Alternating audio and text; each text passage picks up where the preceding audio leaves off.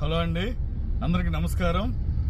Morning నుండి Telugu Desam party కార్యకర్తలందరూ వరుస సంబరాలతో ఉంటే జగన్మోహన్ రెడ్డి మాత్రం ఇంట్లో టీవీలు పగలగొట్టడం, తర్వాత సజ్జల రామకృష్ణారెడ్డిని చేయి చేసుకోవటం, ఇలానే ప్రతి కుటుంబ సభ్యుడి మీద విరుచుకుపడటం ఇవన్నీ సాధారణంగా జరిగేవే. ఇప్పుడు మాత్రం స్పెషల్ ఏంటంటే తెలుగుదేశం, జనసేన, బీజేపీ కూటమి ఘన విజయం తర్వాత ఇవన్నీ జగన్మోహన్ రెడ్డి చేసిన ఆకృత్యాలు. ఎక్కడనుకున్నారా? తాడేపల్లి ప్యాలెస్లో. ఇప్పుడు జగన్మోహన్ రెడ్డి ప్రెస్ ముందుకు వచ్చి ప్రజలు ఏదో సొల్లు కబుర్లు, ఇది ప్రజలు 5 ఏళ్ళు పరిపాలన, లేదంటే ప్రతిపక్షంలో ఉంటాం, మేము ప్రజల ఆమోదాన్ని ఏదో సుత్తి సొల్లు కబుర్లు చెప్తున్నానండి. మీరు మాత్రం దయచేసి మీరందరూ ఒక్కటై చంద్రబాబు నాయుడు గారిని గెలిపించాలని కసితో ఓటేశారు. ఇదే కసి రాబోయే 5 ఏళ్లు చూపించండి. ఎందుకంటే చంద్రబాబు నాయుడు గారు అభివృద్ధి, సంక్షేమం రెండూ చేస్తారు. అభివృద్ధిని పక్కన పెట్టి అప్పులు తీసుకొచ్చే సంక్షేమం చేయడు. ఆయనకున్న విజన్, ఆయనకున్న దూరదృష్టి, ఆయనకున్న పరిచయాలు, ఆయనకున్న క్రెడిబిలిటీ ఇవన్నీ రాష్ట్రాన్ని ముందు వరుసలో ఉంచుతాయి. దయచేసి మీరందరూ కాస్త విజ్ఞతతో, ఎందుకంటే జగన్మోహన్ రెడ్డి రేపు చేసే మళ్ళీ అరాచకం చెప్పమంటారా? నేను ముందే చెప్తున్నాను. జగన్మోహన్ రెడ్డి చేసేది ఏంటంటే మళ్ళీ బురద చల్లటం. ఒక పంది బురద గుంటలో పొరలాడి అంటే 10 మంది వైట్ షర్ట్ వేసుకుని వస్తే వాళ్ళ మీద విదిలించటం, అది జగన్మోహన్ రెడ్డి చేసే పని. ఎందుకంటే ఏ రోజైనా మీరు చూస్తే ముందు వాళ్ళు తప్పులు చేసి కూడా బురద చల్లటం జగన్మోహన్ రెడ్డికి వెన్నతో పెట్టిన విద్య. తన అనుకూల మీడియా ఎన్టీవీ, TV9 ఇలా రకరకాల మీడియా, సాక్షి, 10 టీవీ, ఆస్థాన వీళ్ళు పెయిడ్ ఆర్టిస్టులు ఉన్నారు, ప్రొఫెసర్ నాగేశ్వర్, తెలకలపల్లి రవి. అరే బాబు, మీరందరూ ఏం సమాధానం చెబుతారు? ఇప్పుడు దాకా జగన్మోహన్ రెడ్డి మట్టి తిన్నారో, మనీ తిన్నారో, గడ్డి తిన్నారు. ఇప్పుడైనా రాష్ట్రాన్ని గాడిలో పెట్టడానికి మీరు చదువుకున్న చదువు, మీ సలహాలు ఇవ్వండి. అంతేగాని జగన్మోహన్ రెడ్డి పెంపుడు కుక్కల్లాగా ఉండొద్దు. ఈయన ఒక కాపు నాయకుడు అన్నాడు. నేను ఇక్కడ కాపు నాయకుడు ఎందుకన్నానంటే నిజంగా ఇది కాపులు విజయం. ఎందుకంటే ఎంతమంది కాపులైతే ఉన్నారో వాళ్ళందరి విజయం. వాళ్ళందరినీ తాకట్టు పెట్టి ముద్రగడ్డ పద్మనాభం గారు ఏమన్నారండి? జగన్మోహన్ రెడ్డి గెలవకపోతే, పవన్ కళ్యాణ్ ఓడిపోతే నేను పేరు మార్చుకుంటా అన్నాడు. ఇది ముద్రగడ పద్మనాభరెడ్డి అని. అయ్యా బాబు, నువ్వు ముద్రగడ పద్మనాభరెడ్డి పెట్టుకుంటావు, ఇంకో పేరు పెట్టుకుంటావు, శెట్టి పెట్టుకుంటావు, ఏదైనా పెట్టుకో.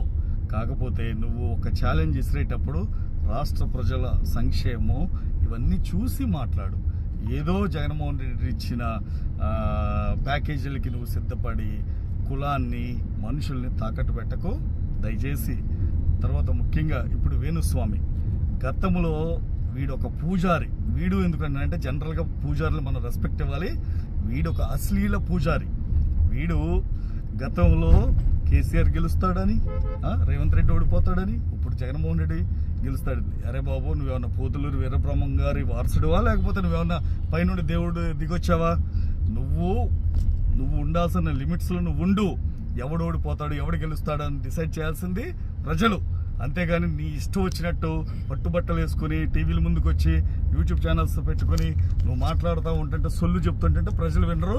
నీకు ఇప్పటికైనా బుద్ధి వచ్చింది. ఎక్కడ బయట కనబడితే చెప్పుతో కొడతారని చెప్పి నువ్వు ముందే నేను సారీ చంద్రబాబు నాయుడు గారు, నేను తప్పు చేశాను, ఇది మీరు గెలిచారు, కంగ్రాట్స్ అని చెప్పడం కాదురా ఎదవా. నువ్వు ఫస్ట్ ఒకటి గుర్తుపెట్టుకో, నువ్వు ఒక పరిశుద్ధ బ్రాహ్మణ కుటుంబంలో పుట్టావు. నువ్వు చేయాల్సిందేంటి?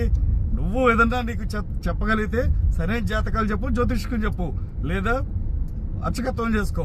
అంతేగాని నిన్నెవడు చెప్పన్నాడు? ఎవడు సీఎం, ఎవడు కాదు, ఎవడికి పెళ్ళి అయితే ఎవడికి పెడ్డాకులు వద్దని నువ్వెవడురా మాట్లాడడానికి? నువ్వు కొంత విజ్ఞతతో మాట్లాడి, బ్రాహ్మణులు అంటేనే సమాజంలో ఒక గౌరవం ఇస్తారు. ఎందుకంటే దేవుళ్ళు కనిపించరు, దేవుళ్ళకి అలానే భక్తులకి మధ్యలో ఉండేది పూజారులు కాబట్టి ఆ పూజారికి వాల్యూ ఇస్తారు. నువ్వు ఇంకొకసారి ఆ చెత్త వాగుడు మాట్లాడటం మానేసాయి. ఇక జగన్మోహన్ రెడ్డి గారు, మీకు ప్రతిపక్ష హోదా కూడా లేకుండా పోయింది. ఎందుకంటే నిన్ను ఒక వాడేసిన టిష్యూ పేపర్ లాగా ప్రజలు పక్కన పడేశారు. నువ్వు టిష్యూ పేపర్ కనీసం దేనికి పనికిరాదు. నువ్వు ఒక్కసారి వాడుకుని నువ్వు వాడుకుందాం అనుకున్నావు, ప్రజలు నిన్ను వాడుకుని వదిలేశారు. దయచేసి నువ్వు ఇంకొకసారి రాజకీయానికి నువ్వు పనికిరావు. నువ్వు చెల్లని నాను లాంటి వాడివి. ఎందుకంటే నీకు రాజకీయం తెలియదు, చదువు తెలియదు, విజ్ఞానం తెలియదు, కనీసం రాష్ట్రాన్ని ఎలా డెవలప్ చేయాలో కూడా తెలియదు. మాట్లాడితే బటన్ బటన్ బటన్ అంటాడు. అరే బాబు, షర్ట్స్ కి బటన్ ఉంటుంది, కంప్యూటర్ కి బటన్ ఉంటుంది, లిఫ్ట్ కి బటన్ ఉంటుంది. ఆ బటన్ నొక్కడానికి నువ్వేంట్రా బాబు నొక్కేది? అది ఎవడైనా నొక్కుతాడు, 2వ తరగతి చదివేవాడైనా నొక్కుతాడు. ఇంకొకసారి బటన్ నొక్కుతా అనమాకరా బాబు. నిన్ను ఒక జోకర్ లాగా చూస్తున్నారు. తర్వాత నిన్ను ఇప్పుడు ముఖ్యంగా రాష్ట్రంలో 5 కోట్ల ఆంధ్రులు సంతోషపడతారేమో కానీ ముఖ్యంగా నీ కుటుంబ సభ్యులు ఎంత ఆనందంగా ఉంటారంటే, నీ చెల్లి షర్మిల కానివ్వు, సునీత కానివ్వు, ఎంత హ్యాపీ అంటే రాష్ట్ర 5 కోట్ల ఆంధ్రులు చేసుకునే పండుగ కన్నా వాళ్ళు చేసుకునే పండుగ చాలా బాగుంటుంది. నువ్వు ఇప్పటికైనా సరే కుటుంబ సభ్యులని ఏ విధంగా అయితే సొంత చెల్లని కూడా చూడకుండా విమర్శించావో అక్కడే నీ బుద్ధి ప్రజలకు అర్థమైపోయింది. దయచేసి ఇంకొకసారి రాష్ట్రానికి ఒక రాజకీయ నాయకుడిలాగా వైకాపా పార్టీని ఏదో ప్రజలు ఉంచాలని చూడకు. నీ అవసరం ప్రజలకు లేదు. నువ్వు ఒక వాడేసిన పేపర్ లాంటోడివి. నువ్వు ఇంకొకసారి రాజకీయం అంటే ప్రజలు చెప్పుతో కొడతారు నిన్ను. ఎందుకంటే నిన్ను ఒక పిచ్చి కుక్కలాగా ప్రజలు ఆలోచిస్తున్నారు. ఎందుకంటే నీ ఓటమి ఏదైతే ఉందో ఇది తెలుగుదేశం పార్టీ ఘన విజయం ఉందో అర్థమవుతుంది. నిన్ను చంద్రబాబు నాయుడు గారిని నక్కకి నాగలోకానికి ఉన్న తేడా చూపించారు నీకు. ఇంకొకసారి విజనరీ లీడర్తో పోటీ పడకు. నీకేదన్నా నీకు అలవాటే కదా ఆత్మలతో మాట్లాడుకోవటం. అలా ఆత్మలతో మాట్లాడుకో. ఖాళీ రూములు 6 కొంపలు ఉన్నాయి. నేను ప్యాలెస్ అంటారు బాబు నిన్ను. ఎందుకంటే అది సరైనోడు ఉంటే ప్యాలెస్ అంటారు, కానీ నీలాంటి వాడి బోకునా కొడుకులు ఉంటే అది ప్యాలెస్లు కావు. నీ కొంపలు 6 కొంపలు ఉన్నాయి. ఏ కొంపలు ఉంటావో ఉండు. Okay, thank you. ఇంకొకసారి రాష్ట్ర ప్రజల జోలికి రాకో. నీకు ఇదే చిట్ట చివరి ఎన్నికలు. Thank you.